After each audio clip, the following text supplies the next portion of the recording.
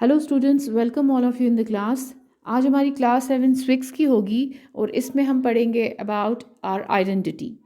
And our identity में बहुत सारे नेशनल सिंबल्स हमने अभी तक पढ़े, जैसे कि national flag, national emblem. And आज हम पढ़ेंगे about various other national symbols के बारे में, जिसमें कि हमारा पहला है national anthem. So national anthem जो है is considered as the symbol of sovereignty and integrity of the nation, यानी कि नेशन की यकजहती और नेशन को जोड़ने में इसका काफ़ी इम्पोर्टेंस और काफ़ी सिग्निफिकेंस है। एंड ये एक्चुअली जो सॉन्ग है इसको कंपोज किया गया था, लिखा गया था बंगाली लैंग्वेज में, और लिखा था by famous Indian poet Rabindranath Tagore ने। एंड इसको फिर ऑफिशियली अडॉप्ट किया गया इन द कॉन्स्टिट्यूंट असेंबली में ऑन 24 जैन 1950 को as our national anthem, national anthem song तो डिफरेंट है। And it reads like Janagana Mana Adhinayaka Jai, as you can see on the visual as well. I will just zoom it a bit for you.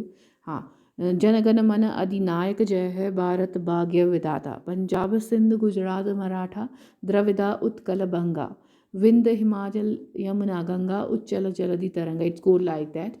And पे है जय है जय है जय है। सो दिस नेशनल सॉन्ग जो है it's actually in praise of our motherland. ये ताकि हम अपनी तारीफ़ जो करते हैं अपने कौम की, अपनी मदरलैंड की, विच इज़ इंडिया, उसी की तारीफ़ में ये लिखा गया है। And it gives us a message of tolerance and national unity as well. कौमी बरादरी के बारे में भी ये काफ़ी उसमें importance रखता है। And we must follow some rules while when it is being sung, या इसका ट्यून जो प्ले हो रहा है, तो तब हमें इस चीज़ का ख्याल रखना चाहिए कि इसकी जो इसका डिसरेस्पेक्ट ना हो। डिसरेस्पेक्ट मतलब कि अगर ये नेशनल एंथम प्ले हो रहा है कहीं पे, किसी भी गैदरिंग में या किसी भी फंक्शन में, तो हमें उस टाइम पे बात नहीं करनी चाहिए। We should be quite silent and listen to the national anthem.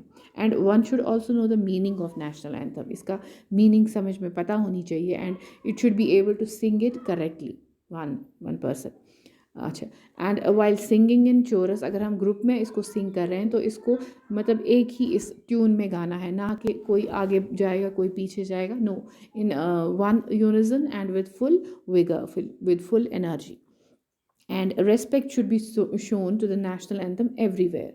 जहाँ पे भी ये गा, जैसे कि हम देखते हैं कि जब क्रिकेट मैच स्टार्ट होता है तो हमेशा अपनी कंट्री के जो होते हैं, हर कोई अपनी कंट्री का नेशनल एंथम पहले प्ले करता है। तो जब वो नेशनल एंथम प्ले करते हैं तो they all stand silent and listen carefully and also sing with it, और उसके साथ वो भी गाते हैं। So this also show some respect to the national anthem. तो कहीं पे भी ये प्ले हो रहा हो तो वन मस्ट गिव और पे respect, full respect on all the occasion bye standing erect और मोशनलेस, या सिंगिंग इन ट्यून में गाना चाहिए, खड़ा होके सुनना चाहिए और विद फुल रेस्पेक्ट शो करना चाहिए।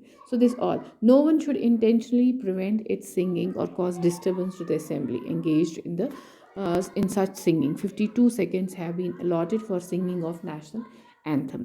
यानी ये नेशनल एंथम जो है ये 52 सेकेंड्स का है, और इसको जब भी गाएं तो without any disturbance, without any मतलब यूनिजन में गाएं, एक ही ट्यून में गाएं, and show with full respect. तो this was all about national anthem.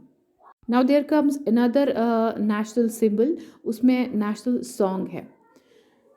वो अभी तक हम पढ़ रहे थे नेशनल एंथम के बारे में। अब नेशनल सॉन्ग जो है, the first 2 verses of Vande Mataram by Bankim Chandra Chatterjee was adopted as the national song of India. और इसको अडॉप्ट कब किया गया? इन 1950 में। ये बंकिम चंद्र चैटर्जी जो है, ये भी एक राइटर हैं, ये भी एक लिखने वाले हैं। तो इन्होंने जो अपने इसमें इन्होंने ये एक सॉन्ग लिखा था वंदे मातरम, तो उसके जो पहले 2 वर्सेस है वो अडॉप्ट किया गया था as national song of India. So Vande Mataram was sung during the 1896 session of the Indian National Congress by Rabindranath Tagore. इसको पहले संग किसने किया था? रविंद्रनाथ टैगोर ने इन 1896 में।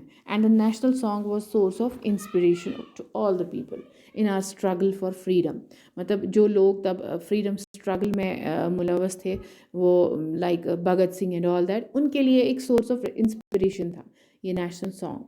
तभी इसको फिर अडॉप्ट किया गया था as our national song in 1950, क्योंकि इसने इंडियन फ्रीडम स्ट्रगल में काफ़ी ज़्यादा सिग्निफिकेंस दिखाई थी। It has an equal status with the national anthem, और नेशनल एंथम का ही इक्वली इसका भी स्टेटस है।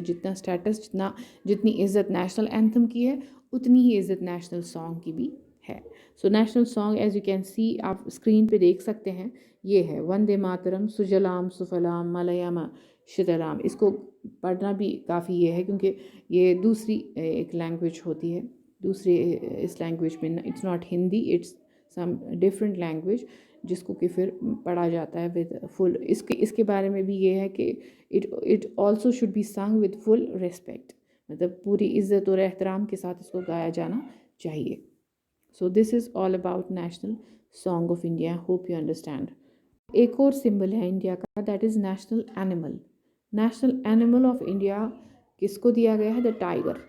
इट सिम्बलाइजेज गॉर्जियसनेस, खूबसूरती, because this animal is very beautiful, it's pretty, दिखने में कितना खूबसूरत है। सो इट सिम्बलाइजेज गॉर्जियसनेस हम खूबसूरती को बोलते हैं। स्ट्रेंथ, ताकत को।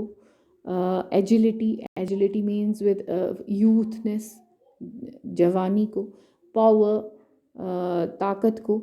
Which are the basic aspect of the tiger. Tiger की अपनी क्वालिटीज़ भी हैं कि that he is very gorgeous, very is full of strength and agility and powerful है। So this all are aspects of tiger. And Bengal tiger जो है, इसको declare किया गया था as national animal of India in April 1973 में। Remember this, अप्रैल 1973 में Bengal tiger को डिक्लेयर किया गया था कि ये अब नेशन का नेशनल एनिमल है। And with the initiation of Project Tiger to protect the tigers in India, अब इसी को फिर इनिशिएट किया गया कि ताकि हम इन एनिमल्स को बचा सकें, because it has now been our national animal of India. तो इसको बचाना भी इनकी अब जिम्मेदारी है। तो उसके लिए एक प्रोटेक्ट एक्ट्स जारी किए गए थे, जिसके अंडर इन टाइगर्स को प्रोटेक्ट किया जाता है। Prior to this the lion was the national animal of India. इससे पहले कौन था? Lion. Lion was the national animal of India. Now in India, out of 8 known races of tiger species, यानी कि टाइगर की कितनी स्पीशीज़ हैं? 8 kinds हैं टाइगर के। द रॉयल बंगाल टाइगर, जो कि आप स्क्रीन पे देखते हैं, is found throughout the country except north western region. सो ये वाली जो टाइगर की स्पीशी है, रॉयल बंगाल टाइगर, तो ये पाया गया है इस इंडिया के स्टेट्स में, एक्सेप्ट कि नॉर्थ वेस्टर्न रीजन में, ऊपर वाले साइड से। So most tigers have more than 100 stripes. In tigers में 100 से ज़्यादा स्ट्राइप्स होती हैं। स्ट्राइप्स मीन्स ये लकीरें जो होती हैं इनमें।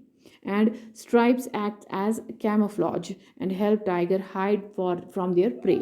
और ये एक्ट करता है इनके लिए कैमोफ्लॉज। कैमोफ्लॉज होता है जहाँ पे आप अपनी जो है स्किन अपने बैकग्राउंड या अपने सराउंडिंग्स के इर्द गिर्द डाल सकते हैं। लाइक इनके जो है टाइगर्स के जो स्ट्राइप्स हैं, ये ईज़िली मतलब वुडन किसी भी ऐसी जगह पे जहाँ पे कोई मतलब ब्राउन कलर का हो या सराउंडिंग हो, या वुड की कोई सराउंडिंग, लकड़ी वगैरह का कुछ हो, तो वहाँ पे ईज़िली अपने आप को मैनेज कर सकते हैं, कैमोफ्लॉज कर सकते हैं, धोखा दे सकते हैं दूसरे को। यानी कि दूसरा अगर कोई इसको अटैक करना चाहता है या इवन ह्यूमंस अटैक करना चाहते हैं, तो उनको भी धोखा लग सकता है कि it's not an tiger there, it's not an animal there, so he can hide himself from the prey. This is what is known as camouflage. और टाइगर स्ट्राइप्स जो हैं, they are like human fingerprints. जैसे कि हम humans में fingerprints होते हैं, हर एक every human has different fingerprints. किसी भी ह्यूमन के सेम फिंगरप्रिंट्स नहीं होते हैं। So no two tigers have identical stripes. और टाइगर्स के बारे में भी ऐसा है कि किसी भी टाइगर का 2 टाइगर्स के भी इवन सेम स्ट्राइप्स नहीं होंगे। हर एक टाइगर के डिफरेंट स्ट्राइप्स होते हैं। एंड नाइट विजन जो इन टाइगर की है, रात में देखने की ताकत, वो 6 टाइम्स ज़्यादा है as compare to the humans. यानी ह्यूमंस की अगर 1 है तो रात में देखने की ताकत, तो जो इन टाइगर्स की है वो 6 टाइम्स उनसे ह्यूमन से ज़्यादा है। So this is all about national animal of India. अब टाइगर जो था वो नेशनल एनिमल था, यानी इंडिया का नेशनल एनिमल। अब स्टेट का कौन सा एनिमल है? स्टेट हमारी जम्मू एंड कश्मीर जो है, इसका जो है स्टेट एनिमल वो हांगुल है। This is what is hangul. Hangul looks like, picture में है। तो it is our state animal and in it inhabits the thick forests of state, यानी कि ये बहुत ही घने जंगलों में पाया जाता है, ऐसे आम तौर पर इसको हम नहीं देख सकते हैं। And it is one of the most important animals of Jammu and Kashmir state. So hangul जो है, इसके जो ये बड़े बड़े हॉर्न्स हैं, ये इनको शेड करता है। शेड मीन्स ये घिरते हैं इसको in the month of March. Hangul जो है that he comes in endangered species में आता है, बिकॉज इट इज़ बहुत कम स्पीशीज़ बचे हैं अब इस हांगुल की। तो ये उसी कगार पे है कि मतलब ख़त्म होने के, एक्सटिंक्शन के कगार पे है। So that is why these are the most important animals and we should preserve them and protect them. Environmental pressure caused by hunting या loss of habitat due to deforestation has significantly curbed its population. इनका जो कम होने का दो reasons है, वो ये है, एक तो कि जो हंटिंग हम लोग करते हैं इनका, ताकि हम इनका मतलब शिकार जो करते हैं लोग, या जो हैबिटेट जो इनके घर हैं वो खो जाने की वजह से। घर कैसे खो गए? Because of deforestation. जब पेड़ हम काटेंगे तो जंगल कम हो जाएंगे, तो जंगलों में ये they live in thick forests, तो उसकी वजह से इनके घरों का जो है वो भी बुरा हाल है, तो जिसकी वजह से काफ़ी ज़्यादा इफ़ेक्ट हुआ है इनकी। That's why they come in under endangered species में। एंड दाछीगाम नेशनल पार्क जो है श्रीनगर में, वो है एक कंजर्वेशन एरिया फॉर हांगुल। वहाँ पे इनको प्रोटेक्ट किया जाता है, इनको कंजर्व किया जाता है, इनको फीड कराया जाता है सच दैट कि ये स्पीशीज़ जो है ये ख़त्म ना हो सके। वहाँ पे they can breed and they can produce new species of its own. So hangul जो है that comes in our state animal. National animal में जो है वो टाइगर आता है। Hope you enjoyed the lesson and see you in the next class. Till then, take care. Allah Hafiz.